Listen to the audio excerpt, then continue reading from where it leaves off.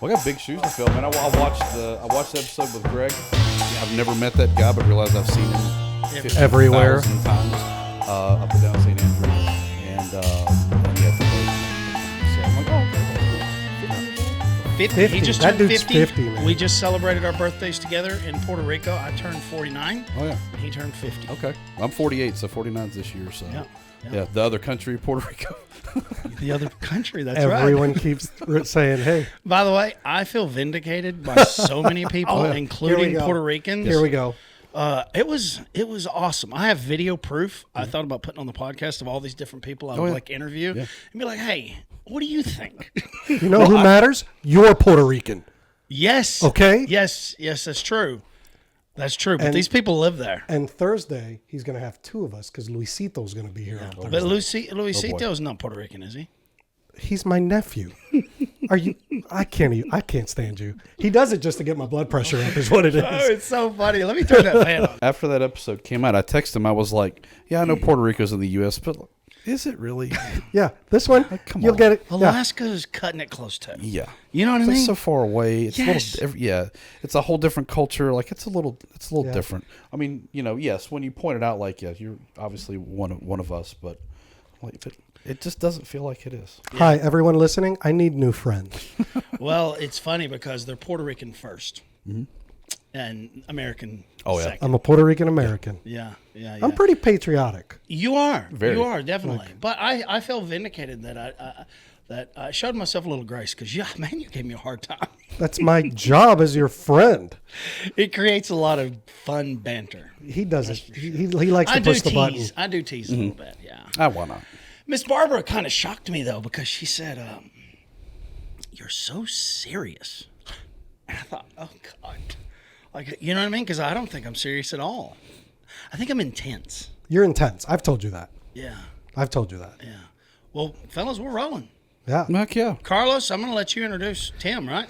Well, Yes. Yeah. I appreciate you doing this, man. Thank you. I appreciate the invite. ladies and gents, this very small man to my left is Tim, a very good friend of mine, CrossFitter extraordinaire, former law enforcement officer, and an incredible force and support for me when I was going through my initial sobriety journey. When he found out about it and I kind of came open about it, he comes over to me in the gym. He's like, hey, buddy, can I talk to you for a second? I don't know if you know a little bit of my background and history. And I was like, you had problems? But it was a very different take on it. And he was always a very good friend and supportive friend, but from that day forward, it was check in on you. Do you need me? You need to talk. We can go hang out. Doesn't have to be at a bar. Let's do this. I'll have a NA beer with you. We'll have coffee. Just one of the most supportive people ever. And he's got a very touching and difficult story, but it helped make him the supportive dude that he is. And I'm grateful you're here, bud. Thanks, man. I appreciate it. I didn't know that I was able to have some sort of impact on him until recently. And I'm not going to lie, I started crying. Yeah. Because what I've gone through, let me rephrase that, what I witnessed somebody else go through, I had the easy part. What I witnessed somebody else go through, and then you realize just how deep-rooted this is and how hard it is to escape any of that. Excuse me. And to see him work and work and work and always have just such a happy demeanor and fight, and so my story, I didn't necessarily live it myself, kind of witnessed somebody else live it. Been married, I'm on my third marriage. My second marriage, she had some addiction problems that I was really kind of oblivious to. I'm sure I had been around people that had some sort of addiction or had some sort of problems, but either I just wasn't aware, I wasn't able to pick it up, what have you. So as our relationship went through, we'd go out to dinner and we'd match each other drink for drink. If I had a beer, she had a margarita, what have you. Is that what the addiction was alcohol? Yes. And you didn't know that from the I didn't. Yeah. So, I mean, I look back on it and it was like, man, I'm an idiot. How did I not see these signs, But you think like, well, somebody just had a long day. Like I had a beer, she had a margarita, we go home. Why she slumped over, blacked out on the couch an hour later? Well, it's because she had little bottles of alcohol hidden all through the house and she didn't want anybody to know. So she just go get a little nip here, a little nip there. And next thing you know, she knew I found out after the fact when we had talks as she was going through rehab and stuff, she knew exactly how much it took to like shut it off for the night. And when she had had enough, it was done. Sweetest girl in the world, just didn't know how to manage her own problems. Mm-hmm. Found out after the fact, piecing stuff together, there was a history. Her family life wasn't great. I don't know for a fact of certain things that happened, but piecing everything together, she had a tough childhood. Her relationship with her mom wasn't all that great, and it kind of leaked in when she had kids. When she saw her daughter kind of getting about the same age that she was as she went through things, she had a really hard time dealing with that. So we were married about a year and a half, and she filed for divorce. Didn't know why, couldn't figure out. It was a really weird relationship. While we were divorcing and moving out and separating our lives, we still kind of dated and hung out together. Well, she called me. She worked here locally, and she called me one morning at her work and said, like, I really screwed up. I'm like, what are you talking about? And she's like, well, I'm drunk. And she's at work. So I knew enough rules as far as disability and things like that. I was like, get out of that parking lot now. Don't let them find you there. Let me get you, like, go next door. We'll come pick you up and we'll figure it all out. So through that, we get her into rehab, which, again, naive me, it's like, hey, it's like you blew your knee out. You go to rehab, they patch you up, you get fixed, and then you just move on and everything's fine. Well, obviously, that's not the way that it went. So first round, made it about 2 weeks. We have a whole different conversation on how insurance helps people or doesn't help people as far as paying for that. Went through that. Then she went to another place that was here locally, 2 or 3 times in and out. They put her in IOP, which is intensive outpatient. So she was living at home, going to therapy, I think like 2 or 3 times a day. And I started getting these really odd texts. Nothing made sense. Everything was kind of misspelled. So I went by her house, and I knew, like, we were kind of dating 1 week. She was dating somebody else the next. It was kind of a risk to just walk in her house, but something wasn't right. So I go in, and I try to wake her up. She's completely knocked out. She's gone. And so pour water on her, like, prick her foot, nothing.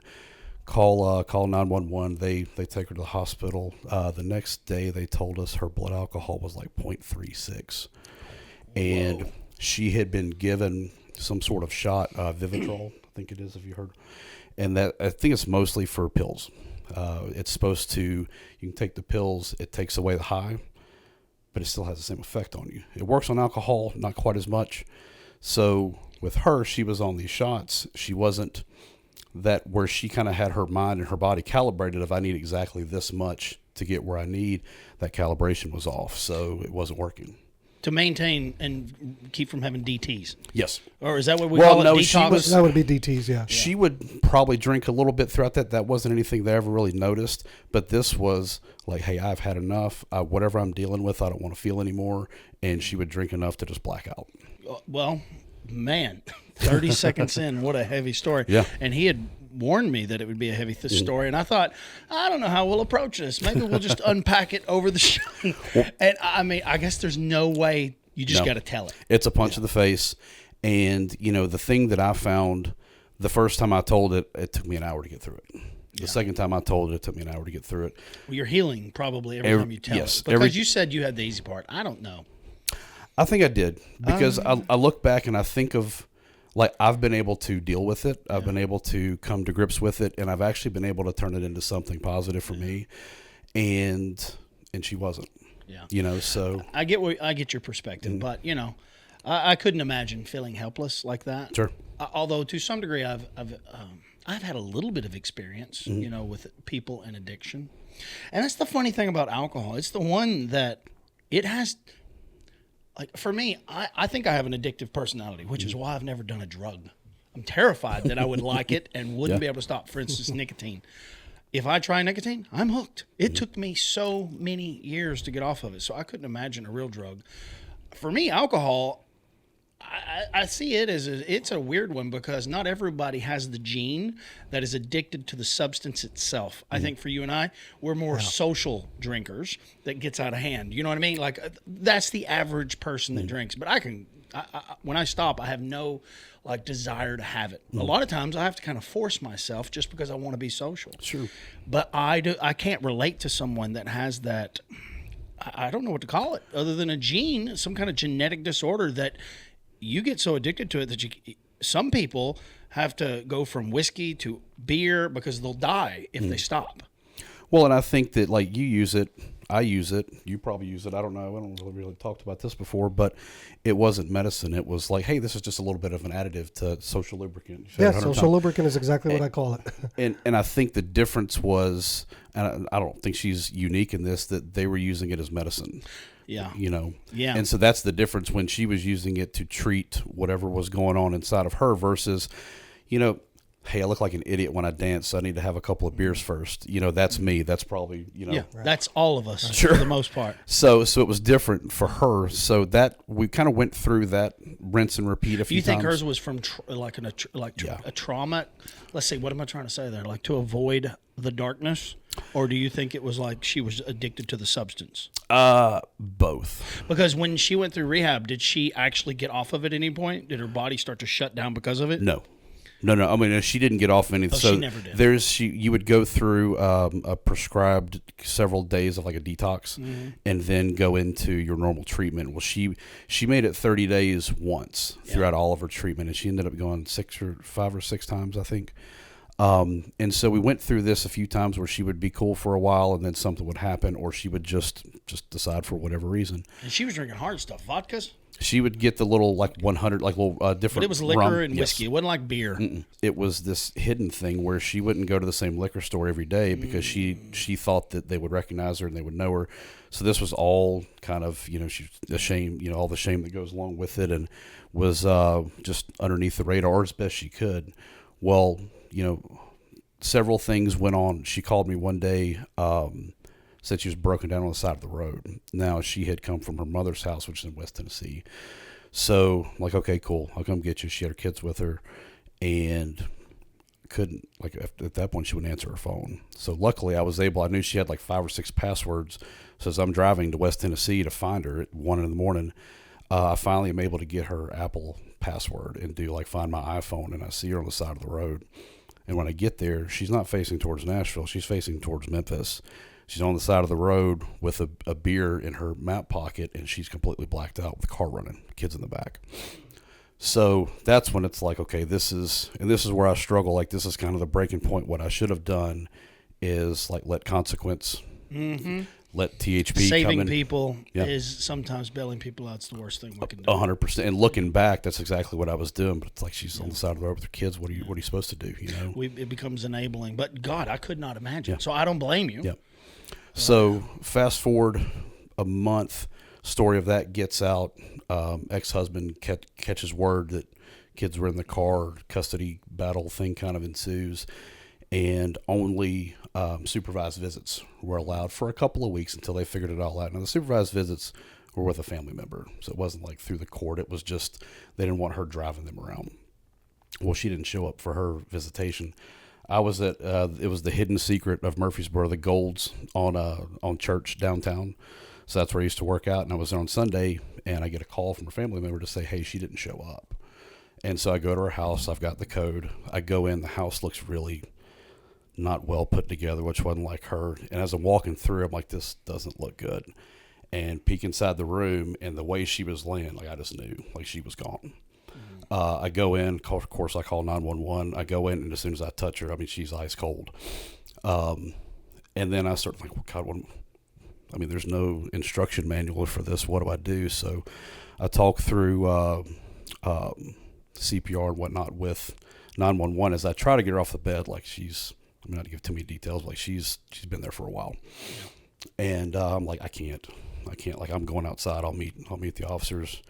And so then I start thinking, like, man, this is terrible. Obviously horrible that everything that I just witnessed, but man, I'm the ex-husband, and I just found her. You know, it was like this is just going to be a nightmare. Luckily, Murfreesboro Police Department, they showed up. They did their investigation. I was worried that I was just going to get put through the ringer, but that wasn't the case. I think it was pretty obvious what had gone on, and I remember from that, I'm like, I don't want to be here when you roll her out. So let me know when I can leave, and I'm gone. And I went back to the gym. I was like, because I know where I was in my workout. I can at least like step back in right there and go through mindless whatever for 30, 45 minutes and try to process like what the hell just happened, you know. I get done. I stop on the way home. I buy a 12-pack of beer. I lived in an apartment at the time. It was April. So I'm like, I'm going to go out to the pool, and I'm drinking this away. And I got halfway through the first beer, and I was like, this isn't the way. And so went in, left the beer with some friends of mine, didn't tell anybody at the pool, and just went. And over the next, the few months, every time I told that story, like I said earlier, it became less painful and less painful. Years later, some good friends of mine, who I didn't know had any sort of problems, came to me later and said, like, I'm really glad you told me that. I didn't realize that I had some sort of issue too, and I was managing it similarly to what she was, and I realized I need to get my ass some help. Mm-hmm. And so that gave me, like, that happened a few times. I'm like, this is a huge negative. Like, she's gone, her kids are growing up without her mother, all of that, but maybe there can be something good that comes out of this, and it's not my story, it's her story that I'm sharing, but maybe it can help somebody else, or maybe somebody can see that, man, if you take one wrong step, like we're all 45 seconds away from dying. If we all stop breathing right now, how much longer do we have? So I think, that when I have friends, Carlos comes to me and tells me his story, I tell him my story, and it's like, hey, you got to fight, and you got to fight hard, because people lose this fight, and I don't want you. I can't lose more people that I love. I can't lose more people that I care about, and like, you got to do your part. You got to do it every day, and if you need help, I'm here. I think one thing I learned too is I'm kind of bouncing around. You have to excuse me. You're fine. I tried to drag her through it, because I thought, like, man, if I can pick you up and put you on my back, I'll drag you through the other side. And I realized really quick that, like, that doesn't work. I couldn't drag your big ass around anyway. But even if I wanted to, like, you've got to be the one. I'll be there with my hands wide open, man. You can run to the finish line. I'm standing right there waiting on you, and I'll yell at you the whole way, encourage you, what have you. But I can't do the steps for you. I can be there for you. I can be there if you fall, and be there to help you get back up and try again. But you've got to be the one to take those steps. And I learned a lot of that going through things with her. And man, like, Carlos comes to me, tells me his story. Kind of shocked me. It was at 5:15 in the gym. We're about to do squats, and he pulls me to the side and kind of tells me what was going on. Yeah, like, shit. Like, how many more of my friends are, like, we're going to go through this again. But I could see it in his eyes right off the rip. Like, I don't know if we really talked about this much, but like, he was in it. And like, I'm not doing this again. I'm not doing this to my family, not doing this to my friends. And I'm in, and I'm going to do my part. And it was, honestly, he says I helped him. Like, it was an honor to sit back and watch him succeed, because I haven't had a friend that I was that close to that was going through that got to witness that side of it. So it was really awesome to see somebody I care about so much. And he's like, we're really family. I know that, I might look Irish, but 23andMe said I'm Puerto Rican too. So, so we're family. And it was really cool to see him come out. He's still fighting. He'll fight till the day he dies, and I'll be there for you until the day you die of natural causes a long time from now. But like, it was super cool to see him succeed. And so, yeah, that's kind of where I'm at. That's, I don't really know what else to say, but. No, I told you it was coming in heavy. It was coming in heavy. It's a heavy story. Yeah. I always try to make light of things, but it just would feel so inappropriate. Same. Yeah. I do too. And, moving on to like how that shaped stuff in my life. I got laid off during COVID, and like, well, what's a COVID-proof job? Well, they're not laying off cops right now. So I got a job with the local police department. And, I found that as I had to deal with homeless, with addicted, with mental illness, with things like that, it was a lot easier I may not understand exactly what was going on, but it was easier to have some empathy for them and not completely brush them off to the side. Like, yeah, they're they're fighting something that they don't have complete control of. They have some control, and sure, they haven't done themselves any favors, but at the same time, like, they've got a mom, they've got a dad, they've got people, and, you know, I'm sure they didn't want to end up here. And if they want help and I can give it, then why not? So help me a lot with that. I think one of the biggest things he said about the individual wanting it, I've got a lot of people that I talk to that You are say wanting it. You're talking about wanting sobriety regardless of their addiction. And most of the time you'll hear people say, I want to do this for my wife, for my kids. I'm going to lose my girlfriend, this, that, or the other. And I learned this very quickly is it has to be for you first. Number one has to be you. As selfish as that may sound, that's the time it's okay to be selfish. Matthew McConaughey said, if you want to be selfless, you have to be selfish first. And that applies for everything in life, I think. It has to be for yourself to some degree, most things in life. Your job. All of it. But Tim also touched on, there's a root cause to everything. Everything. And for a long time, I put Band-Aids on it. And, I mean, I thank God for the Rutherford County Veterans Program. I hated, for a pretty vulnerable guy now and somebody who talks to so many people, the worst thing for me was feelings. I don't want to talk about my damn feelings. I didn't want to hurt or cry. Like, listening to you, I'm over here like trying not to cry, listening to you tell your story and talk about me. And I'm like, dude, that's totally okay. Vulnerability is all right. It takes more courage to be vulnerable than to suck it up and be John Wayne and bottle it up. Because at the end of the day, those root causes were why I was chasing a bottle sometimes. And for the most part, you unpacked those? I definitely did. I'm all a much of them? You think you not got to all your of root them. cause? Not all of them. There's some things that'll be unresolved because, you know, my dad, God rest his soul, was my hero, was my best friend. And my dad was a really heavy alcoholic. He died from organ failure. And I go back to, I remember being a little kid and my dad telling me to go grab him a brew from the fridge. And I was so excited because I'd got to go run and grab a Budweiser, pop the can for him, and hand it to him.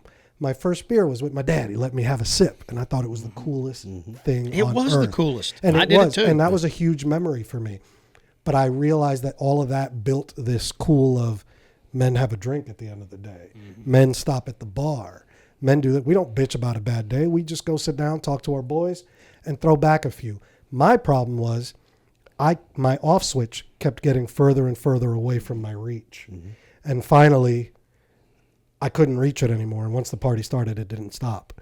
And not everybody has, yes, I wanted it and I worked for it, but I have a better support system than most people. I've had so many good people in my life backing me up, supporting me in any which way, that my success is not my own. It is definitely the village that participated in my success. And I thank everybody who had a part in it and still does to this day, because we are not an island.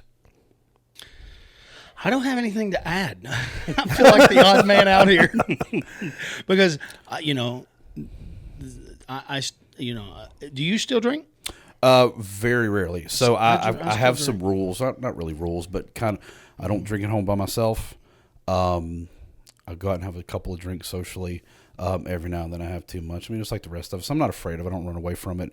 I did for a while. Like, I don't want that evil crap anywhere near me because I saw the worst case scenario of it. But no, I'll go out and weekend, have a drink here and there. It's funny, man, because I could say that it's contributed to my children being born, all the women I've ever dated. Like, I have so many positives from it, very few negatives. And am I blessed? I don't know. I think there's a lot of people that would relate to me.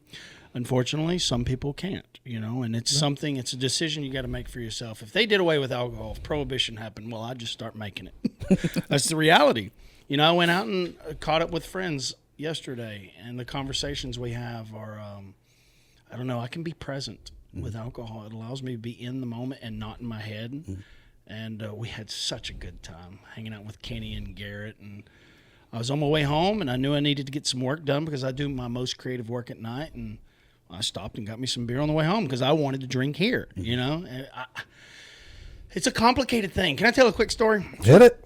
There's a guy named Mark Manson. I love this guy. I have to say a curse word because it's in the title of the book. I'll bleep it. But he wrote multiple great books. But my favorite is The Subtle Art of Not Giving a Fuck. And it's not intended to be offensive, but it's intended to just not take things too seriously. Choose your fucks wisely. Sure. And from that book, I decided I had 3 fucks left to give. And I'll be damned if I waste one of them on certain people and certain, you know what I mean? Like, I'm very dedicated with the fucks that I give. So that's a lot of bleeping. I'm going to have some editing work today. No, we'll just put a little thing at the bottom. Tell Miss Barbara to mute this part. Well, I mute it myself. Your I muffs. don't actually mute. Your muffs. But it was a wonderful book. He 3 years ago, he stopped drinking because he was getting overweight. He's just a fascinating human being with all of his accomplishments in this life, like very much a motivational guy. And he stopped drinking. And for 18 months, he put out videos about how wonderful removing alcohol was from his life. And I thought, well, good for you. I'm not watching that because I thought I don't need to be influenced by this negative behavior. Because I in some ways, and it's something I wanted to talk about. I did not know that we were going to have this conversation tonight, but I was thinking, golly, the next time we have Greg on, I want to have a discussion about the spectrum of alcohol and the pros and cons to it, because I have way more pros than I do cons. So 18 months. I mean, he said the peaks just kept getting higher and higher, and then he finally, 3 years now it's been, he finally put a video out within the last week where he realized the honeymoon phase ended after about 18 months, and then he plateaued. Mm-hmm. And he said he went back and told this story from when he was like 16, 17 years old, introverted, didn't really connect with people that much. And he said, I just kind of willed myself to fit in more, to go to parties, to hang out with people. It was about the same time he started drinking. And he goes, I've just sat here and realized over the last year, I've become that 17, 18-year-old kid again. I don't do anything. I don't feel the motivation, the creativity. Like, my life, the quality of my life has decreased for him personally. And look, I ain't trying to tell a story to encourage people to start drinking again. I'm saying it's complicated, and I think there's a lot of people that can relate to this. So he said, after a long video, he said, I think I've decided I'm going to start drinking again. And his wife, you can hear in the background, what about moderation? Because you talk about that. And he goes, I struggle with that. He's the one that would get blacked out drunk. He had 1,000 photos of him trashed. But he also said, my life's work is a result of having the confidence to connect with someone, you know what I mean? To discuss ideas that he otherwise wouldn't have, the girls that he had met in his life. And I thought, I don't know what would happen to the world if we removed alcohol, because I'm telling you, I think it creates some kind of equilibrium, some kind of a balance. And I'm not trying to be devil's advocate. I'm just saying this is very complicated. It's been 3 years for you. Yeah. And it hasn't seemed to have affected you at all. I don't feel like if you're plateau. No, we'll come back to that. If it's a plateau, then it's still, and you was talking about, this Band-Aid, you did a lot of Band-Aids to get by. And I thought, well, because I thought about this when we first started talking about it. I thought, well, isn't the gym a Band-Aid? I think me and you even brought this up. And I thought, hold on, that's okay. We're human beings. You need distractions. The devil's hands. What are the quotes? So idle hands is the devil's playground. Idle hands. And so, I heard 2 people use the same quote. I think they're stealing from one another, but what was his name? John Mellencamp was on Joe Rogan recently. He's been smoking since he was 10. So for 64 years, he's been smoking. And he said, find something you love and let it kill you. And I thought, I like that. If I'm going to do one thing, ride fast. I don't drive fast. My Jeep, I putt. It'll shake you to death if you get going too fast. Ride fast and drink alcohol. I just try to do it in a way that I can protect my body as much as possible.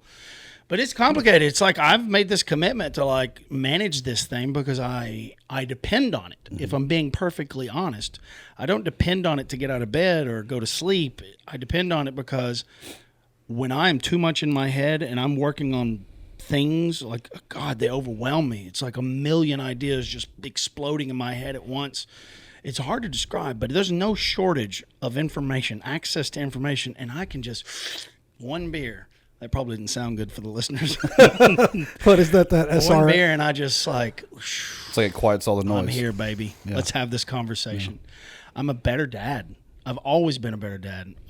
I missed a lot of moments in my life because I'd be stressed out. I'd be building a business, and man, have a couple beers, not get out of hand, and I become much more loving. And I think the beautiful thing about alcohol, what did Hemingway said? He said, never trust a man that doesn't drink. He don't even trust himself. Something like that. And I thought, I've agreed with that my whole life. I don't know if I know someone until I've seen them drunk, because I've realized alcohol, the one thing it does well, it amplifies the thing you've been suppressing. Mm-hmm. So if it's pain, it'll amplify that. If it's anger, if it's love.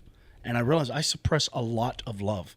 And man, I am a lovable son of a gun with a buzz. He is. He'll love you to death once he's And I'm really intense and serious until I get a couple drinks in me, and my kids are like, I can feel them relax, you know? So what do y'all think about that? I mean, I've come at it from two different perspectives. Well, this is very much on an individual case by case. I think the perspective's great because right here we have three people that experience alcohol completely different. Mm-hmm. You know, and I'm not necessarily saying you're pro alcohol, because I get you're not like trying to encourage people, but that's what works for you. Yeah.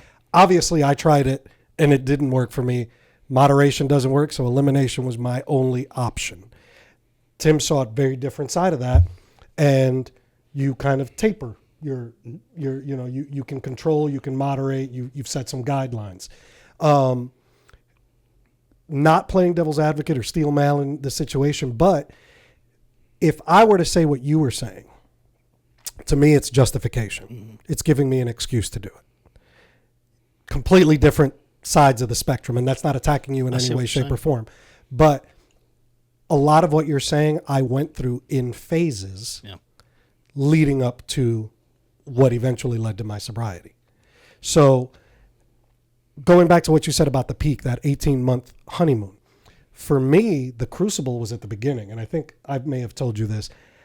I lost who I was when I lost the alcohol, because the alcohol was the social lubricant, the flirt with girls, the can dance, the charming, funny dude.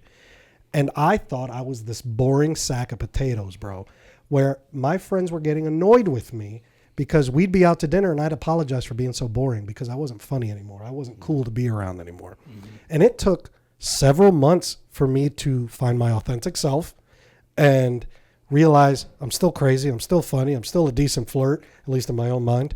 I'm still a decent you're better dancer. You're better sober. I'm better sober. I've noticed that. We weren't that close because we met in a bar, but you drank more than the average person. Yeah. And you loved other people to join in that celebration. So he was the guy that liked to buy shots. I'm the guy that do not drink shots. Mm-hmm. I reject them, and then I have to explain why. It's almost like I'm insulting the person buying them, especially after you've gone over a certain point. Oh, yeah. It's almost offensive, and I get so annoyed telling people, no, I don't do shots, man. I like my simple little buzz. I get a little buzz, and I maintain that, and I don't want anyone messing with it. I am a professional. I don't need any help. Well, there's the difference between the two of you. Exactly. Is you realize, like, hey, I'm in a spot, I'm controlling this situation, and I'm good, and you don't lose the ability to do that after a couple of drinks. If I'm going to, I come home. Mm-hmm. And so what I've learned, like I'm very similar in that side. Once I get going, I mean it's a train rolling downhill. With whether it's when I smoked cigarettes for 20 years, and I mean if I had them, I smoked them, and it was one after another after another. The only addiction, pick one thing and it'll kill you. Diet Mountain Dew is going to be the thing that kills me. And when you cut me open, I'm going to bleed like neon green. But that's the one thing that I kept. You have to have a vice. Yeah. And like pick something. I didn't realize that about myself. Did I tell you about my little like small pill realization when I had back surgery? So I had back surgery when I was 30. I hurt my back when I was 25, went 5 years of physical therapy, what have you. Well, my left leg went numb. I was in an extreme amount of pain, and this was back when they could just call in Lortabs. You didn't have to go through all the stuff. Yeah, like opioids were like welcome, and they were handed out like candy. I've never tried one. Well, so I was don't. Terrified. So no, I've watched people deal with it. And so this is the other half of having some empathy of seeing drug users on the street, because I always ask them, how did you get here? And a lot of them had a story very similar to mine. Well, when I was waiting for surgery, it was about a 6-week period between getting FMLA approved, doctor surgery schedules, all of that stuff. And they would just give me whatever, like, here, just tell us what you need to stay comfortable, which I appreciate. I don't think that they had any sort of negative intention. I think they were trying to keep me comfortable as best they can. Well, surgery was perfect. It was successful. I woke up, my leg felt fine. I went through, post-op, and I remember I ran out of pills. Didn't need them. I was already back at work, stitches out, like I was fine. And I called, and I'm like, I'm sure I can tell them something, where they'll call in another prescription and I can get my pills. And they put me on hold. And that hold probably, honestly, if I'm looking, that hold probably changed my life. Because while I was sitting there, I'm like, oh God, this is what addicts do. This is what people that can't control, like this is what they do. They call and they lie. Yep. And so nurse got on the phone and said, hey, can I help you? And I knew him at this point. I've been going there for 5 years, first name basis. It's like, hey, like I need to be really 100% honest with you. I was about to lie to you and tell you that I was in a lot of pain because I needed pills, and I'm not in pain and I don't need them. And they're like, okay. I was like, so like, what does the next month of my life look like? And like, well, hold on a minute. So they got the doctor on the phone, and he said, like, I'll be honest with you, the next couple of weeks are going to suck. You're not going to sleep. You're going to be irritable. You're not going to poop. Like, coming off of this is not going to be easy, but if you do it right, you only have to do it once. And I remember like every day, and he was not wrong, every single day. And I look back on that, I'm like, man, I was that close. Wow. Had that week, had they given me what I needed, and then they give me what I needed another week. And then who knows, maybe they just said, hey, this is enough.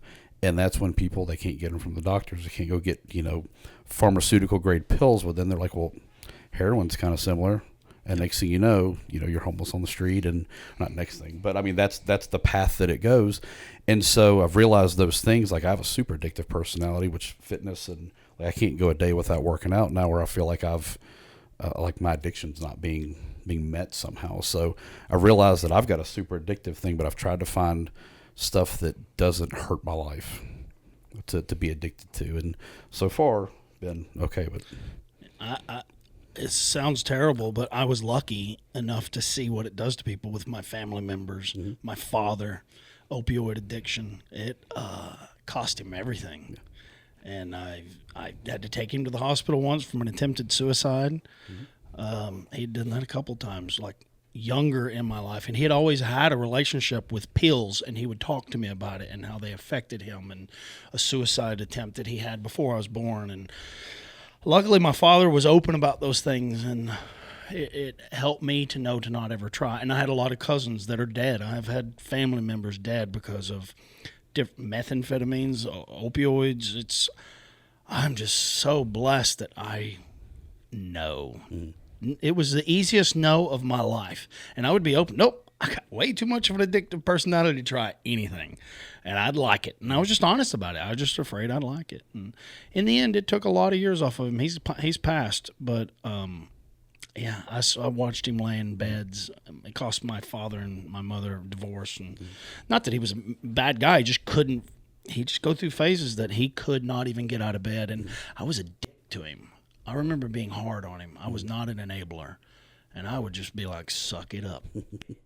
You know what I mean? Like, you have to make that decision for yourself. And to some degree, maybe I was right.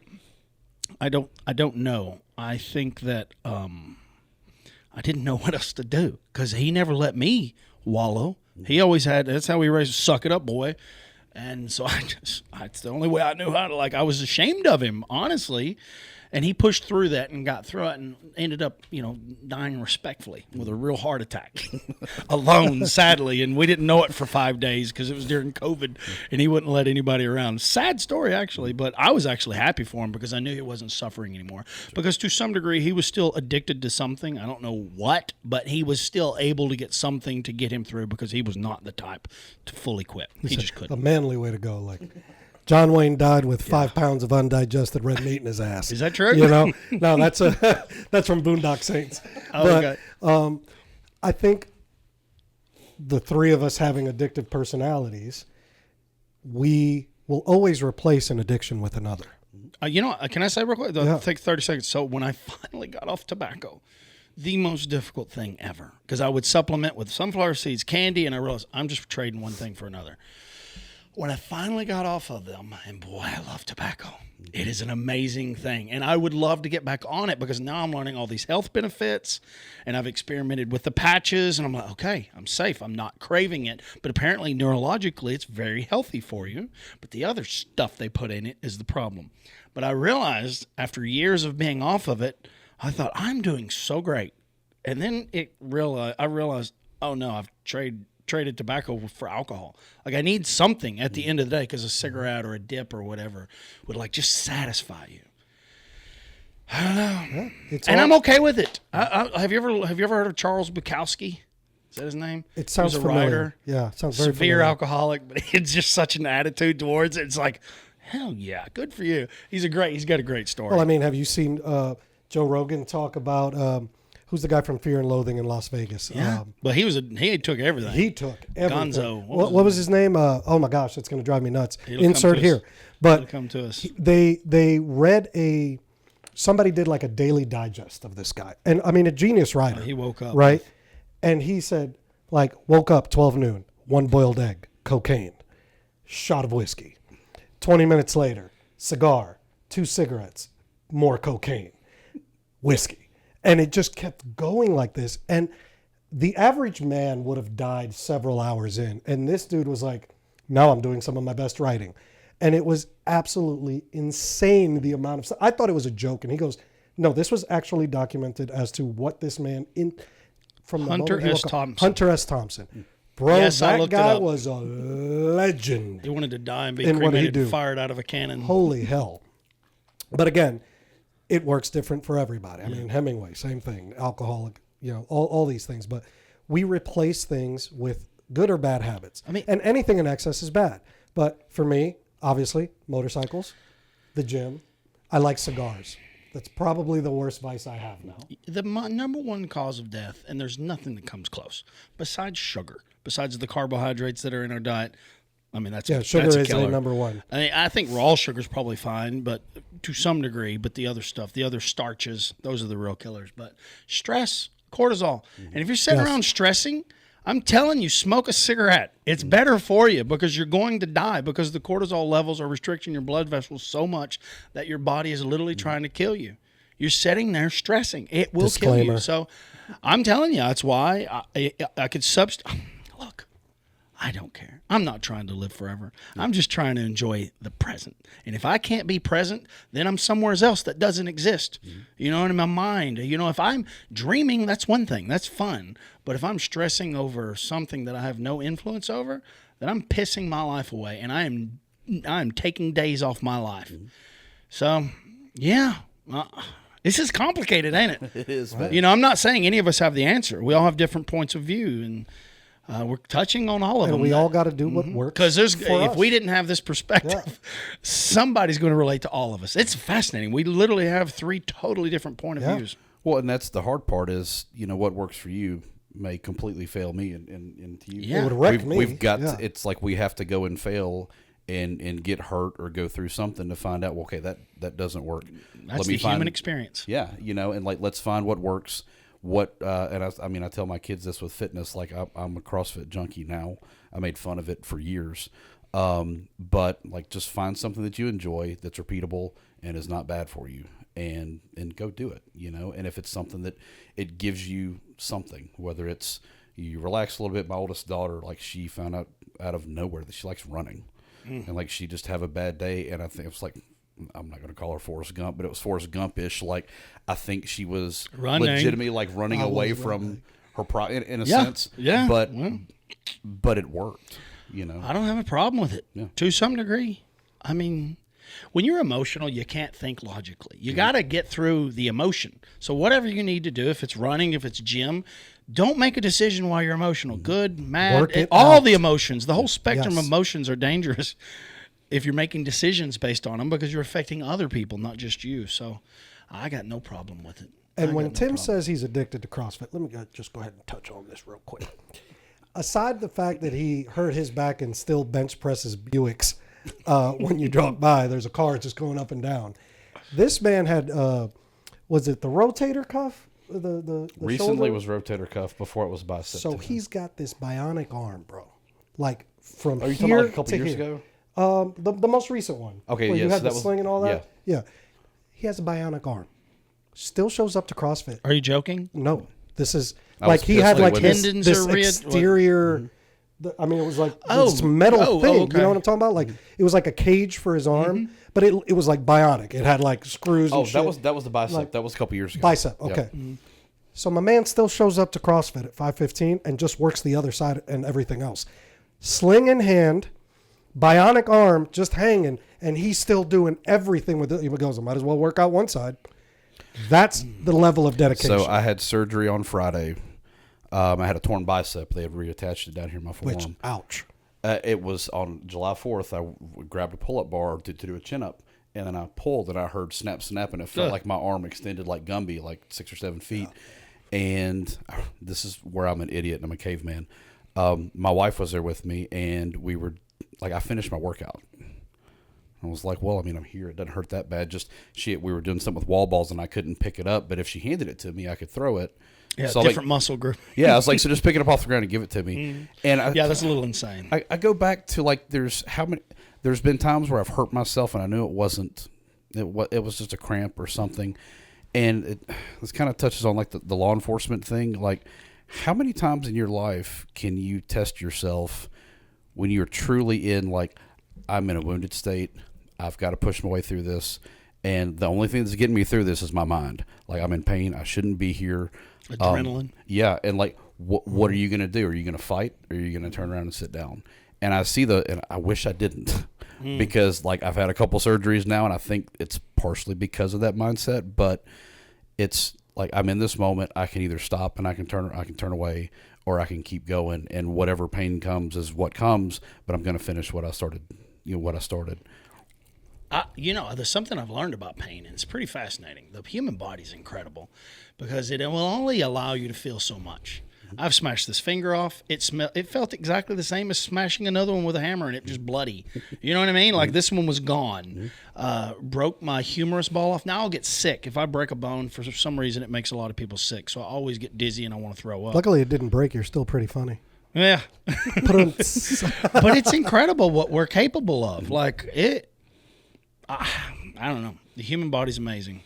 It's incredible. Now, I don't even understand why you would want to continue the workout. I'm like, my attitude is, take me home. I'm screwed up. I'm pissed off. I'm going to be down for a little while. I don't think I can own my screw up in that moment. It's like, no, I'm fine. I'm fine. Just leave me alone. Yeah. You're in denial then. Yes. Okay. And because you were thinking, oh, this is going to affect me. This is going to ruin my routine. Yeah.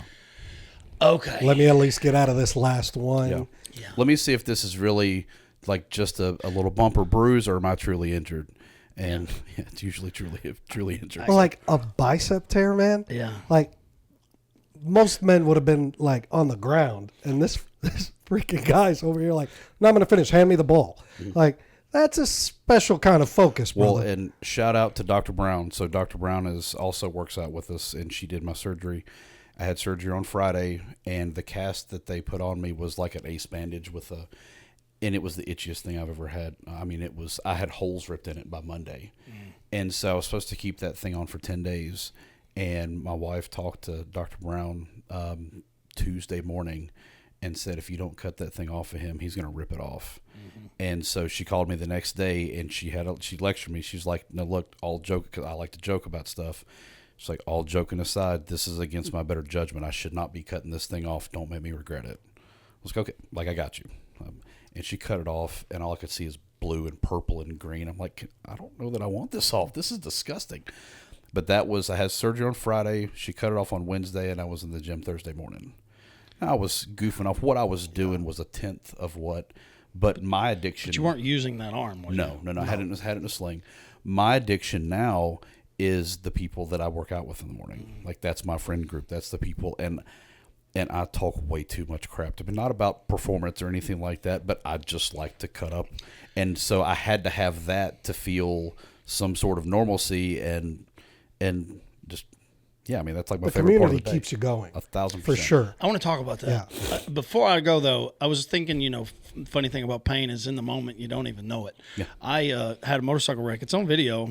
I wreck. I broke my back and broke some ribs. And I see my buddy wreck right after me. He like clips the front tire of my bike because it's sliding down the road. He wipes out, and I run all the way over to him to check on him because I thought, oh, God, he's probably hurt. I had no idea I was hurt. Mm-hmm. His bike is totaled, and I'm thinking, I got to go to a trailer. So I jump on my bike and I ride. I'm at the far end of Tail of the Dragon, okay, so along the lake, and I bust butt. The whole, I don't know, it's probably 12 miles, 13 miles at this point. And I get back to the truck, and I can't get off the bike.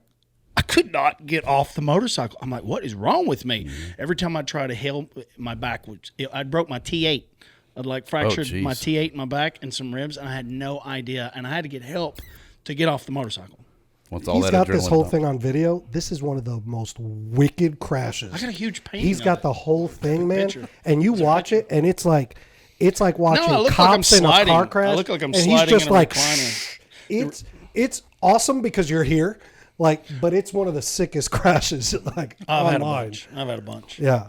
So since we're talking about suffering, so at church, I go and see my friend Gabe and his wife afterwards, and she is some kind of CrossFit insane person. I see some of these things she posts by herself because she's like a checklist of things to do, and I look at it and I just cringe. I think that woman's crazy.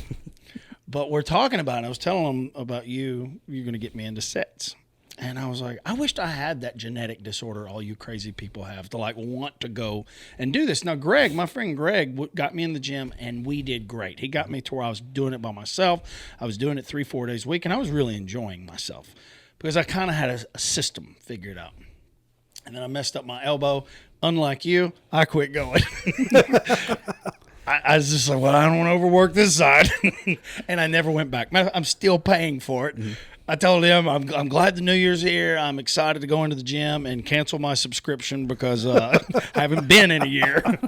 So, but he was telling me, he goes, oh, no. He goes, it's suffering together. And I think that's what you're talking about. He goes, there's something fun. I was like, oh, I remember that in the military, going through things together. I thought, it bonds you. Yeah. You got the encouragement. And I've just never been to a gym. I look at it and I think y'all are crazy.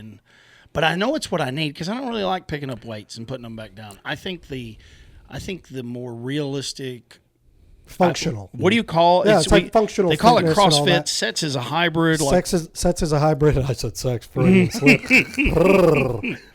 Miss Barbara, earmuffs.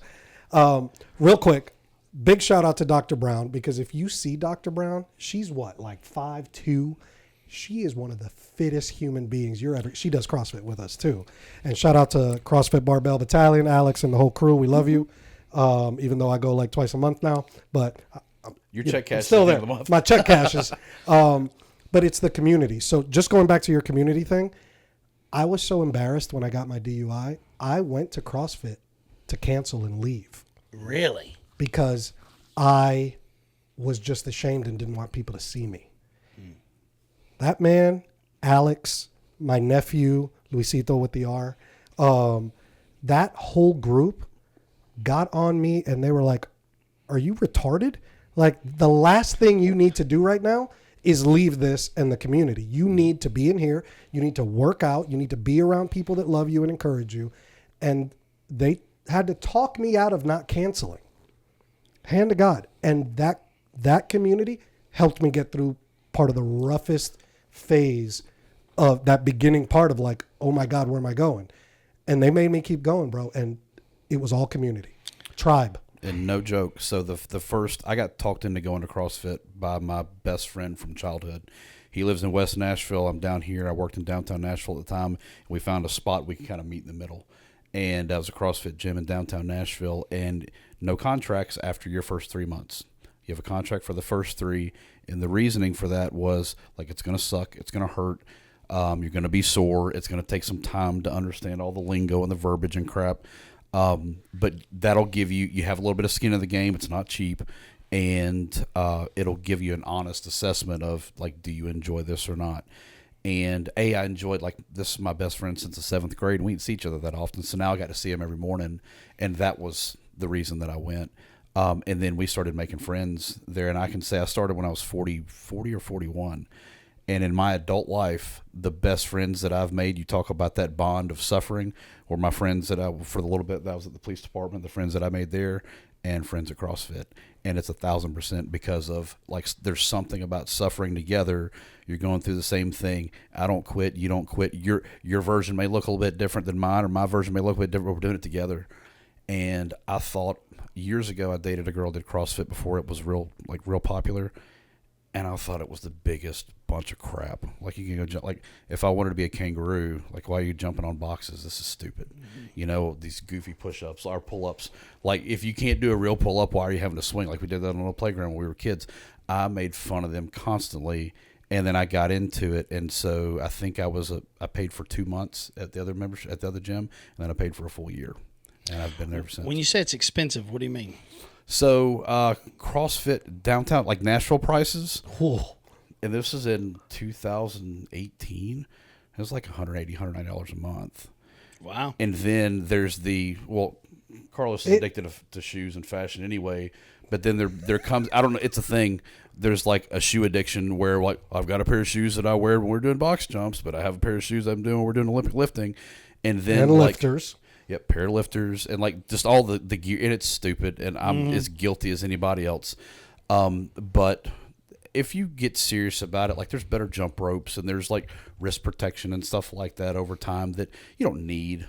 But if you're in a sport, like you like motorcycles, so you go get a lecture, you don't need it. Be like, hey, that looks really cool, or it's a little louder. You buy that stuff. Same with CrossFit. It's funny because I ride motorcycles because I like to do dumb stuff. I don't ever buy the gear that's associated with it. You know what I mean? I don't know. I'm weird like that. I don't. Well, I mean, you have that full leather suit. Yeah, but that's because I don't. Have you ever seen my pictures of my ass? The raw hamburger meat that my ass is. Gonna go ahead and pass on. I had one Freudian slip. It wasn't for your ass. Well, I'll show you some pictures of my whole back, just raw hamburger meat. I got tired of sliding down the road without the proper protection on it. But right now, CrossFit. That's why I wear a fancy, very expensive. And you look cool. You look like a Power Ranger, but it's cool. Thank you.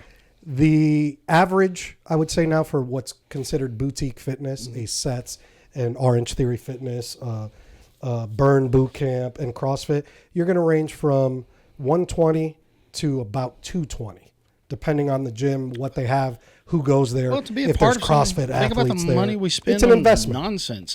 I only asked because we're talking about it so much. I figured somebody out there was curious. Yeah.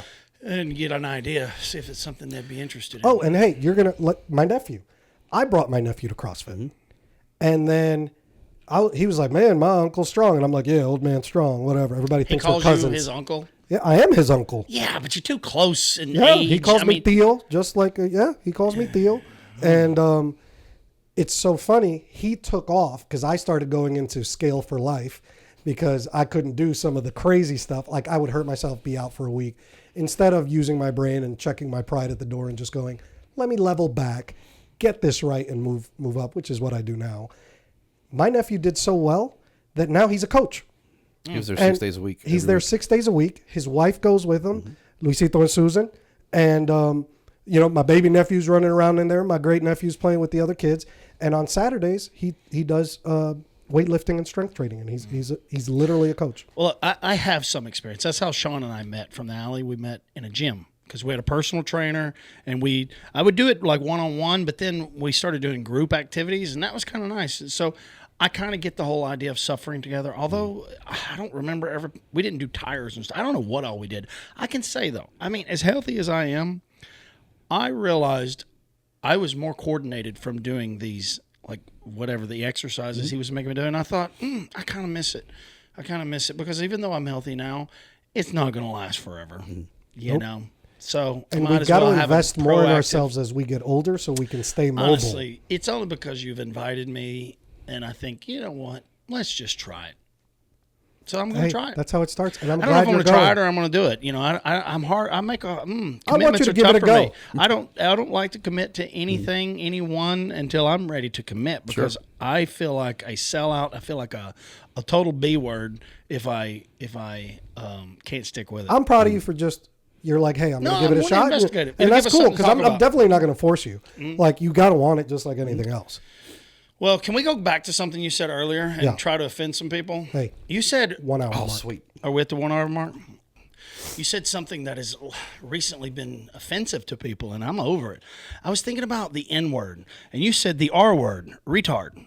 right? Just a little bit ago. Yeah, And I'm trying to bring retarded back. Thank you so much. But I Yeah. was thinking in the similar sense that when, when people use the N-word, it's offensive to use a hard R, right? Yeah.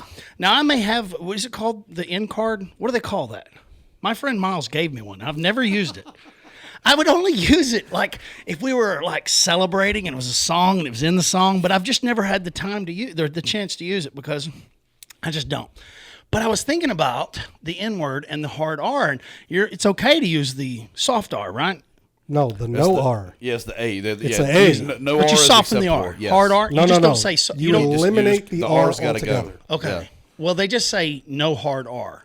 Correct. Well, I was thinking about the R word, retard. What if it was what if it was a soft E? Like instead of retard, it's retard. Would that be because there's a lot of That's retards just out a there. fancy retard. I'm like Because the reality retard is- your anger. I'm retarded. It's retarded. I want to bring it back because I think someone that's truly handicapped we would never say that to them. No. Right? Anybody physically or mentally handicapped, but someone that's perfectly capable in life, that's going around and doing, like the word retard means to dial back, to slow down, like when you retard an engine, Right. you know what I mean? Yeah. Anyone knows about a distributor cap, they don't have those anymore, but hey, you got to retard it a little bit or advance it a little bit. But I was thinking, golly, there's a lot of people out there that deserve the title because they're choosing to be retarded. Yeah. And I was like, what else are we going to call them? Never go full retard. Do you know how many times I've done That's that? what a Like, wonderful what movie. a great movie. That is And one of the only what's his name? Gosh, His name is, Iron Man. I know his name. Why Robert are we Downey so- Jr. Yeah, it was so Only bad. Robert Downey Jr. could knock that one out of him. I'm the dude playing the dude. Disguised as another Disguised dude. as the other dude. God, best that character movie. ever. I hope they You start know? making movies like that again because we just got a little too woke. People take themselves too seriously. Yes. And I think that's good to bring that word back because I see people doing some really retarded things right now. But I was traveling down the road the other day and I thought, wonder if we said retard instead of retard. What Wonder was if we that? could Was soften it it Zach up. Galifianakis? It was in some movie. Maybe it was Hangover. Yeah. Where he's like he did something and he was a retard, and that's Yeah. the way he said it. Yeah. Yes, he did say it. He kind also of walked fancy. up, It's "What like up, it's my not N-word?" Target, it's Target. Target. You know? Yeah, we need some more racy movies like that. I'm not saying any of these words because I don't want to be canceled. I like my life where it is, but there's so many words that are not allowed today that we used as kids. I'm not going to say there was a football game where you just threw the football up in the air, and whoever caught it got tackled. And we had a name for that, and it was Yeah, right. that just hit me. Okay. So nobody was talking about their sexual preference or where they were in like the gender binary or whatever. When you caught the football, you got called a word that started with Q, and everybody Queer. tried to tackle it. Yes, That's And not a why bad did word. you get so country when you said that? You sounded like you was spitting in the pontoon on the porch. But like nobody was talking about their orientation or where they fell in whatever that word actually is used for. Like whatever it's meant now. Like nobody was saying that. They're like, I mean, it's a TV show, Queer Eye for something. Yeah, or something like that. just- Or like, that's gay. I'll I say don't- that. Listen, bring all this stuff back because there was a time when humor was humor, and I don't mean to offend you. I have friends that are lesbians, that I are wouldn't gay, offend my that are, friends and that are tease all them. over, and I call them all sorts of stuff. And you know what would happen if I didn't? They'd be like, "Are you mad at me? Yeah. Like, I what's don't- going on?" I think you like, gotta- stop being so damn sensitive. Yeah. I think, I don't think you can be canceled unless you choose to be, unless you start apologizing. I think as long as you don't apologize, I agree with that you 100%. stand up for what you believe in. And I'm never trying to be offensive. Like, it's never my intention until like moments like this. So it's like, come on, let's separate the audience a little bit. If I offend you, it's because I'm targeting you, more than likely. And I don't want you watching my videos anyways. I've got people leaving some mean comments. And I've learned that to just troll back. Like, I'm learning to roll with it. And I know I'm not supposed to, but I'm kind of enjoying it a He little breaks bit. all the rules we have. I do. I try not to read comments, but I get to drinking. oh, I He gets to can't help drink it. and, like, listen, I'll wake up and I see a video that was posted at 3 a.m. and I go, That's me. son of a. oh dear. And I go, and he's like, "Hey, are you going to post this?" And I'm like, "Yes." When the algorithm dictates, No. and this and that, and he's like, "Well, I'll be honest with you, Carlos. I got to drink last If night." I'm posting it like that, it's because, yes, number one, I am drinking, and I think it's funny, and my sense of humor changes the more I drink, and I don't tag him because He has the wherewithal to leave me out of it. Yes, I'm like, Yeah. Carlos Hey, if doesn't you're going deserve down, it. you're going down by yourself. Right? Yeah, I got to talking about 1%ers, and I thought, That's unfair for Carlos. Yeah. He still has to hang out with people that would like to be. They're more in the 3%, group. Top 10-ish, maybe. There's degrees to this, but I think it's fun, and I think we're getting back to making fun of ourselves again. I hope we are. Some people aren't, obviously, but I just want people. If you see me out, plus, golly, I don't even want to talk about that. I don't even want to talk about that. No, hit it. Let's go. Well, I don't know if it's not inappropriate. I just don't. I think being recognized is a really weird thing because this is such a small little bubble that we're in. You never think some random person's going to say anything to you. Mm-hmm. And I've had nothing but amazing comments. I am just, I get embarrassed because at the end of the day, I'm really humble. I may not seem like it, but I'm overwhelmed. Even if he says so himself. Well, I think I'm humble because it embarrasses me. I don't like the attention. Is that right? Is that a good description? No, I mean, it's very accurate because he'll text me and he's like, I don't know what to do with this, man. This guy just said, hey, you're that dude from the podcast. Well, he didn't say it like that, but, I'm getting chips and salsa and this guy just randomly, hey, love the podcast, bro. And I'm just, thank you. Thanks. Thank you. Thanks for not, you know what I mean? Because it made me realize that I would never be a celebrity. Like if I couldn't imagine how these people function, but just being recognized by people out in public that because the first thing I have is like, okay, how do I know them? Okay, and you know what I mean? I'm trying to piece it together because I don't want to be rude. Yeah. The most embarrassing thing in the world is to forget someone's name. Yeah. It's so humiliating. It's like, hey, you. Hey, buddy. Yeah, thanks, guy. Thanks, bro. There he is. Back when I was married, a long time ago, I was walking around a county fair, and two people that were so close to me in my childhood through my teenage years, they kind of partially helped raise me. I loved them so much, and I'm going to tell my wife, I'm going to introduce them. I'm like, oh, my God, this is... And I went blank. You're choked. I could not remember their names. It was the most humiliating day of my life. So I had this deal with her. And so Joey and I do it too. I know if I don't automatically introduce myself, it's because my brain locked up. I know this person, but I just forget. Mm-hmm. So I've got a way now. If I don't immediately introduce you, it's because I'm stumbling, and they'll be like, oh, by the way, I'm like, thank you. Oh, yeah, I'm sorry about that. So I have a little... way. I'm sure a lot of people can relate to that. Well, just today, I'm sorry, just to jump in while we're still on the same topic. Just today, I'm in the gym on lunch, and I text Nathan. This kid I hadn't seen in a couple of months. We talked a few times lifting weights, a couple times in the sauna, and I won't say his name because he's still kind of, his name doesn't need to be mentioned. But I'm on the treadmill, and he pops up right next to me and taps me because I got my headphones on, and he was so happy. And he goes, hey, man, I love your podcast. You guys are awesome. He goes, I just wanted to take a moment to let you know I'm 3 months sober from hard drugs. I've got a full-time job. And he's had a baby. I forgot to let that part out. Oh, yeah. And the joy in his face, the smile from ear to ear. And he was so proud to do it. Yeah. And I'm just like, he's like, what do you say to something like that? And I'm like, well, first of all, thank you for paying attention to us. Thank you for listening. And also, great job. And I'm super proud of you, dude. Congratulations. This is huge.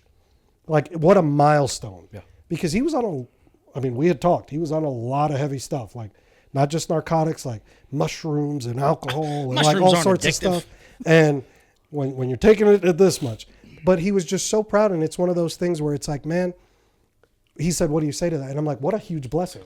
Yeah. I'm so proud of that person and that we could be a small part of it, And I relate to that too. I don't know what to say though in the moment. It was through text. We were texting. I just responded with, I don't even know how you deal with that.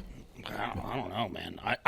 But I'm also the type that don't like a lot of attention. Me and Miss Barbara was talking about it the other night. I only like to celebrate my birthday because I feel this overwhelming sense of love and gratitude, and it's hard. And I'm not ashamed of it by any means. It's just a little bit overwhelming when you are appreciated by people you've never met. And it's a weird sensation. And I mean, look, I'm not trying to say this thing's big. It's not. It's a small little thing. But it's big to some people. It's funny because I actually, my YouTube channel, I was making it because I thought I was getting like early stages of Alzheimer's. I couldn't remember anything. I couldn't remember these stories. And I thought, maybe I'm forgetting because I couldn't remember all these family vacations. So I started making videos thinking that someday I may have to rely on them. I don't know. I just thought it was important. And then the channel started getting bigger. in the hundreds. And this is 15, 16 years ago in early YouTube. I mean, YouTube's only like 17, 18 years old. So I was really early in YouTube. Yeah, it's not old at all. That's crazy to think. 18, because you 19. talk about it now and you feel like it's been around forever. Yeah, You know? like when I started, it was very, very small. Nobody was getting paid. It was just this place to put videos, and I could share them with family members. And then I started getting these amazing messages, letters by writers. Like this one guy, man, down in Alabama, was just a gifted writer, and the way he would describe a shadow across the dew, and the way I was like, oh my God. So I'd meet these people, and then it just get a little bit too overwhelming, and I was like, I can't do this. And so I turned the camera around, and I made a living off of it. But now I'm back, putting myself back on there. I feel comfortable now being on camera. Well, I'm real similar to you. Like, I don't know how to process when somebody thanks me because, like, I don't think I deserve it. I guess is the way, like when you sent me that short of you when you spoke about me before here, and I didn't know what to do with that. I'm like, thank you, like, thanks, man. Like, I mean, I just like overwhelmed with emotion, and like, man, it's really nice to know that somebody views you, then you're not, a complete failure, jerk, or whatever. And like, and it hits home. And then, I had my shoulder surgery not too long ago, and Doc Brown sent me this little soup thing. It's a couple things of soup, had a spoon in it, super thoughtful, and it had a note in it, and it was a really sweet note. And I was like, I don't know how to handle this. Like, I'm the one that's supposed to be helping other people. I don't need people like coming and helping me. And it's just this. Oh, and you don't want to brush it off and come across as not appreciative or whatever. But at the same time, it's like, how do you manage that? As a guy, like, to me, it's my job. Hey, I need to take care of everybody. I need to make sure they're safe, make sure they're protected, make sure they're whatever. And then, like, now I'm off duty. Shut off the switch, get up tomorrow, do the same thing. Right. I don't need thank you. I just need to know my people are safe and they're good. But then when you get it back, like, hey, thanks for that. It's like, I don't know how to what do I do with my hands. I don't know how to process this. So I'm so glad you're saying it, because I talk about it. I try to talk about it any chance I get, because I'm trying to understand it. And I've written about it for a long time. I've realized I'm this catalyst in everyone's life. You know what I mean? I'm there to help, and I love to. But I think ultimately it comes down to some insecurity that I can't quite figure out. I think my mother had the exact same condition, never accept help. I mean, like, I don't know if I've told you this story. I probably have. I tell the same story over and over, but you know what? I can't help it. It's called Sometimers. So when I was a kid, like, my mom, if I stayed the night at someone's house, don't ask for anything. Like, it'd be down to dinner, and I'm like, no, I'm fine. My stomach's growling. Dying. And because I didn't want to be a burden. We were taught to not be a burden. We would win in a baseball game, and the coach would want to take us to Dairy Queen, and every one of the kids are in line waiting on an ice cream. And I was like, no, I'm fine. I couldn't take it. It wasn't a choice. It wasn't like my mom said, never, ever accept anything nice from someone. But it did something to me at such a young age. Mm-hmm. And maybe I watched my parents, how they never really accepted help. It's like, you're on your own. And it wasn't a defensive thing. It's really odd. But it's almost as if you should never be a burden in someone's life. Mm-hmm. And I didn't ever think it was a negative thing until I saw her doing it to my nephew. And I thought, wait a second. We're screwed up because of this. And I realized my mom probably went through a worser version of that. But so you can completely relate. Oh, yeah. You text me, he texts me randomly. He's one of these guys that be like, hey, man, good morning, happy whatever, hope you're having a blessed day. And I'm thinking, God, am I just selfish? Because I never think about doing that. You know what I mean? It's this weird thing. And I thought, I was headed to church, I was pumping gas, and I thought, thank you, Carlos. And I responded with something sweet, because I thought, I can put a little investment into this too. I literally had to make a conscious decision because I know exactly what you're talking about, because I read the text message and I went. I put in a little extra effort. Did Nathan just write that to me? Yeah. I'm oblivious. Like, it's so funny. I'm oblivious to this stuff over here. And then over here, I'm hypersensitive and aware to. I don't know. He's a paradox. Yeah, definitely. But it's your intentionality, right? You talked about so much of intentionality, and I focus on like small things, right? So sometimes if somebody pops into your head and you're like, oh, I haven't talked to that person in a while, do you just keep driving? Do you just keep doing what you're doing? I'm making a conscious effort to be intentional about going, hey, you popped into my head, how you doing, man? Or just a random message, love you, bro, doing okay? Hey, how are the kids? Whatever. to whomever pops into my head because they popped into your head for a reason. Well, people There's pop into my head all the something. time, but I never think about. I mean, I do randomly. I mean, try it one time. If people are popping in your head, shoot them a I'm gonna message. be texting people and see all what's day up. long. So what? So what? I think when I left law enforcement and I had some of my buddies would pop into my head, I was like you. I'm like, whatever. I'm sure they're fine, But then you turn on TV. I mean, you never know when your time. Yeah. And I'm like, man, that could have been my last time to talk to that dude. So now every single time, especially them, if something pops in my head, if I have a memory or something just flashes, I make sure I send them a text, hey man, how you doing? I hope you're doing well. If for nothing else, hey, I'm thinking about you and whatever. I hope that's not the last time. God knows I hope I'm talking to him until I'm 90. I hope I make it to 90. But I'd hate to know that I missed that chance. I send drunk texts to friends that I haven't talked to in so long. Just, hey man, I was thinking about you. That's where it starts. And then I go through a series of adventures that we've been on. And do you remember this? And do you remember? And I mean, I will write a small novel on the impact that this individual has had in my life. I mean, it is in detail. I just want you. I mean, I'm over here half crying. You son of a. So the I have intention it. is in you, but you have need to be at a certain place to do it. Yeah. That's all. So How many people can relate to that? woof. I wake up the next day, I was like, God, did I really send all those messages? Oh, Yeah. I took Ambien for a while, and good God, when I wake up the next morning, I'm like, oh. Yeah. Yeah. Ambien's Where a did that dangerous come one. from? Yeah. Oh, I would get to work and not know how I got there. That's Oof. crazy. Yeah, and I mean, and I would listen. It was Bob and Tom I listened to at the time, and they would kind of like throw back to something earlier, and I would remember that snippet of my drive in. Oh my God, I've got it. Like I can't do this anymore. Like it was bad. So Drink a beer. yeah. Go to bed with a beer. Yeah. Anything's better than that. I would have to consciously sit my phone on the other side of the room, then take my sleep medicine and go to bed. I know someone very close to me that wakes up with Amazon packages randomly. Amazon packages all night. I've gotten texts from people that literally messaged me the next day, and she's like, sorry, I was on Ambien last night. I'm thinking, what? We had an entire conversation. You know what I mean? And she had to go back and look at the text messages, and she was on Ambien. Zero recollection. Dude, just somebody I hadn't talked to in years. Just connected one night, had a whole conversation, and sorry, it was almost like didn't mean to reach out. My first wife, that was when I was taking Ambien at 30th, 31st birthday. I don't remember. I'm like you. I don't really like celebrate my birthday. I had like 3 or 4 friends. We went out to dinner, and she had this Viking helmet for my present. And she was a very good gift giver. There's not a lot of compliments you give her, but like all of my friends knew when we got divorced that like the presents were just going downhill. You weren't getting anything cool anymore. Well, she gave me, and she was one of those like you had to bring the gifts into the restaurant and open them, And she has this big bag. I'm like, what the hell is in there? Well, it was this Viking helmet. And I'm like, what is that? She's like, do you not remember watching Flavor of Love and saying you wanted a helmet like Flavor Flav? Like, no. I mean, like, this is pretty cool, but I don't remember asking for that. And, I mean, I don't think I did, but apparently I did. And I used to shave my head in the shower. And one day she came and she was trying to take it away from me. I took my Ambien before I got in the shower. I had a little mirror in there. And she said that she told me the next day I had my razor and I was shaving my nose. And I worked at Vanderbilt at the time. Dangerous. Bro. Yeah. And I worked at Vanderbilt at the time, and she was trying to take my razor away from me. And I was like, "Get away!" She's like, "You're gonna cut yourself." I'm like, "I drive by a hospital every day at work. It's fine. Like I'll be perfectly fine." Yeah. Could you put this back on, please? Question: do you still have this helmet?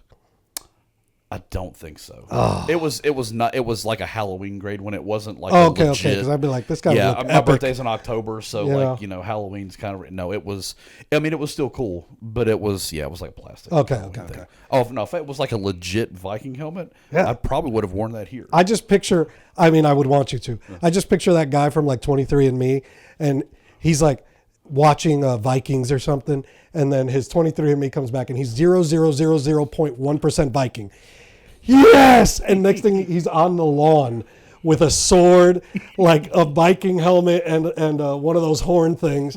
And his wife's like, I shouldn't have let him do it. Like, it was so funny, man. So I'm just picturing you like that right now.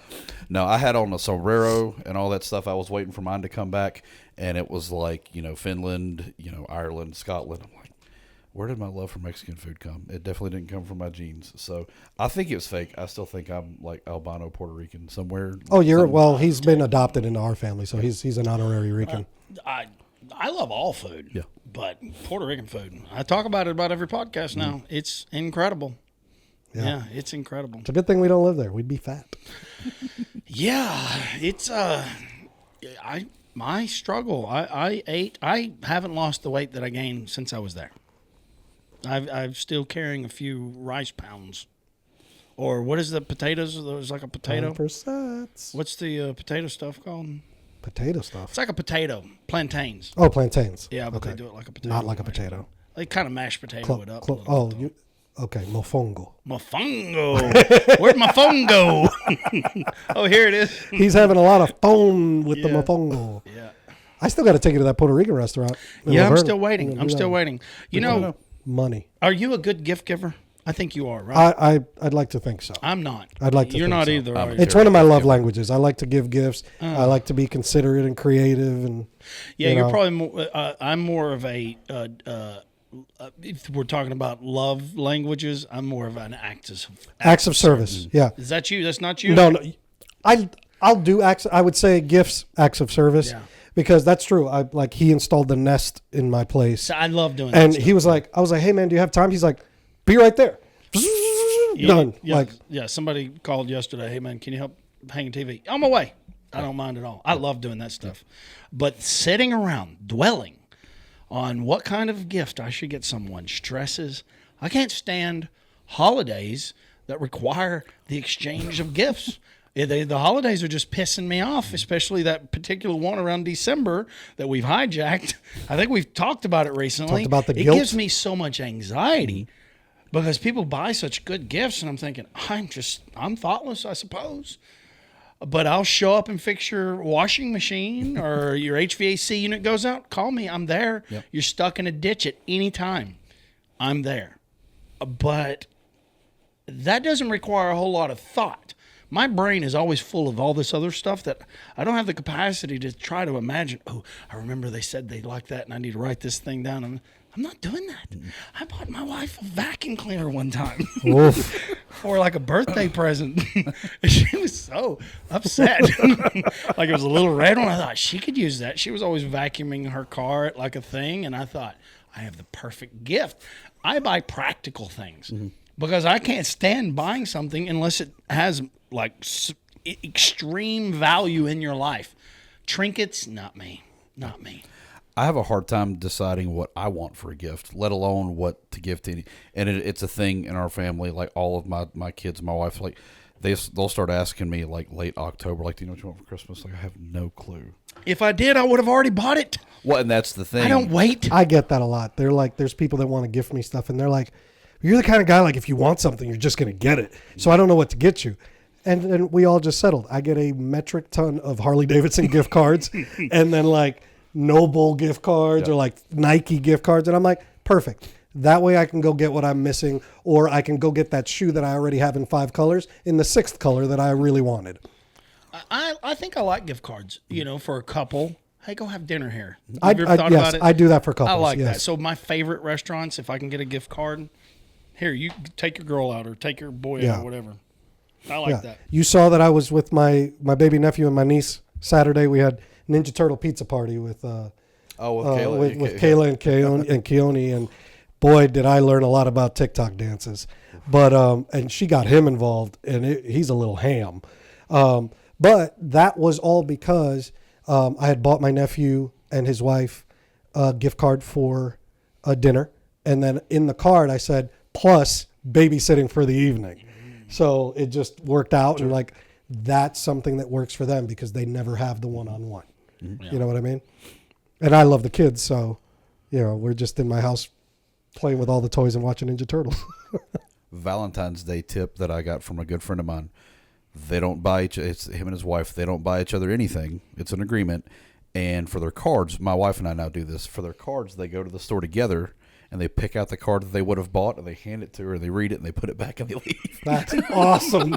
It's like $8 a card now. So it's like, pick out the one that you would get me, show it to me, check it out. Hey, cool, that was a good one. And we fold it up and bounce. So, yeah, when they told us that, I'm like, yeah, That's we're doing actually that. pretty cool. Great idea. I'm the guy that's going to be there for you when the power goes out. When the end of time happens, I may not be very thoughtful for your birthday, but I'm going to keep you alive, and I'm going to keep you fed. And if that ain't good enough, I'm going to eat you. Oh, damn. Hey, so make sure we keep working out so we're not chewy. Yeah, really. I think I'd be one of those guys. You did good with my gifts from Puerto Rico. Yeah. You did. He bought me a shirt from Harley Davidson. He got me a really cool mug. He got me the chip. I mean, you did. For Well, a it was not pretty thoughtful easy. guy, I it was mean, pretty he thoughtful. told me exactly where to go, and he told me exactly what to do. I asked you for one thing, and it was a Harley shirt. Yeah, but I was an impulse buyer. Then you. I didn't have to think about it, though. I saw it, and I bought it. If I would have had to think about it, I'd have been stressed. Were those on the end cap on the way out? Oh, yeah, impulse buys. Impulse buys. Yeah. I went through every shirt in that store. They had one large shirt. I don't know what the deal is, but Because they eat good. I mean, honestly, the whole store is about the size of this room. Yeah, it's not. They don't sell motorcycles. It's like a boutique shop. And I wouldn't say people in Puerto Rico were necessarily fat. What do you mean? I was just teasing. Oh, okay.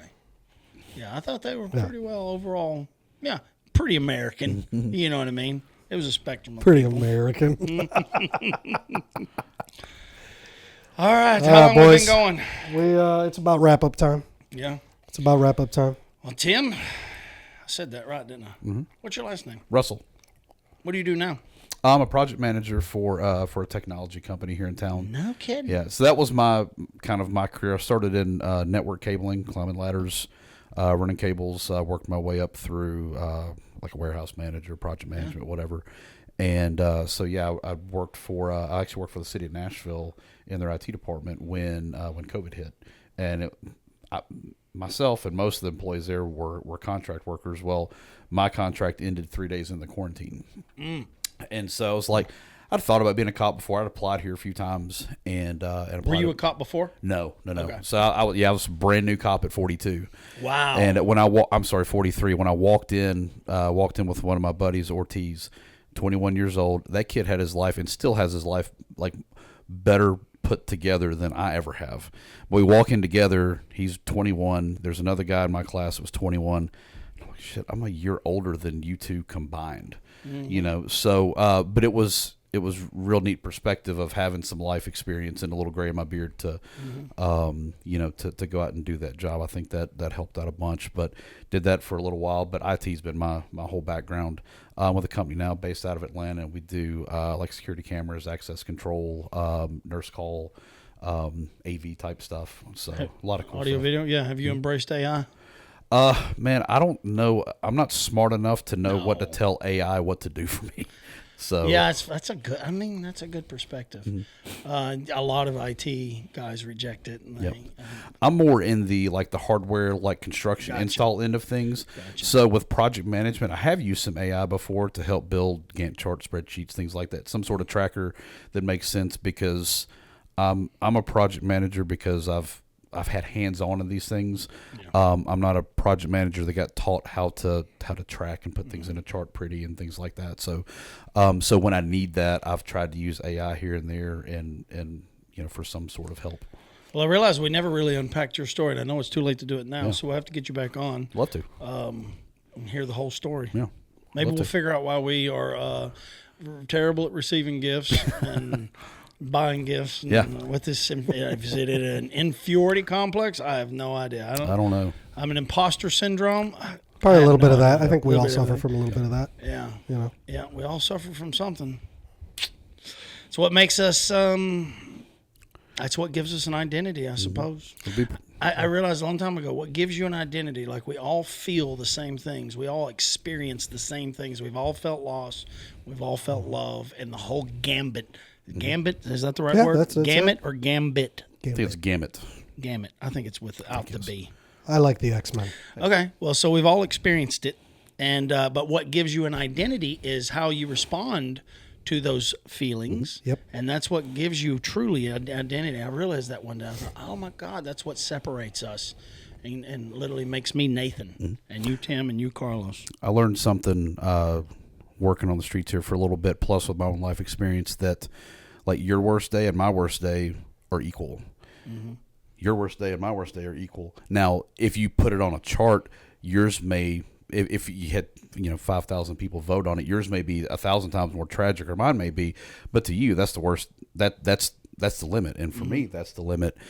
And I learned that by seeing people react in certain ways. You show up to a call, something that's sad, it's happened, and you're looking at it like that's really not that big a deal. But if that's the worst thing you've ever dealt with, then it's just in their brain, it's equal to the worst thing I've ever dealt with. So it's kind of a perspective thing of understanding where people are at and, what they've gone through and how they've gotten where they're at. And I mean, we're all tougher for it. I think understanding that is the reason why I don't judge people anymore. I know we got to wrap up, but I've learned I just don't have the capacity to judge people anymore. And I have a whole thought process behind that. I judge people based on the standards that they identify for themselves and they say, I want to live by. Mm-hmm. And if they don't do it, then I say, hey, you told me something different. I've learned not to judge people based on my standards because my standards are a result of the life experiences I've had. So it kind of goes in the same way. And I've just realized, I'm not judging. That's one of my favorite things that I've learned from you. Yeah. You hold people accountable according to the standards they set for themselves. I have to, because and that's awesome. We cannot judge people. I thought it was even in the Bible that you can't judge people. You can. But you shouldn't judge unless you're willing to be judged for the same thing. And I thought, okay, I can accept that. But I mean, my standards and principles and values are a result of the experiences that I've lived. And you can't, unless you've had the point of reference, it's like losing a kid, and saying, I know how you feel. No, I don't. No, you don't.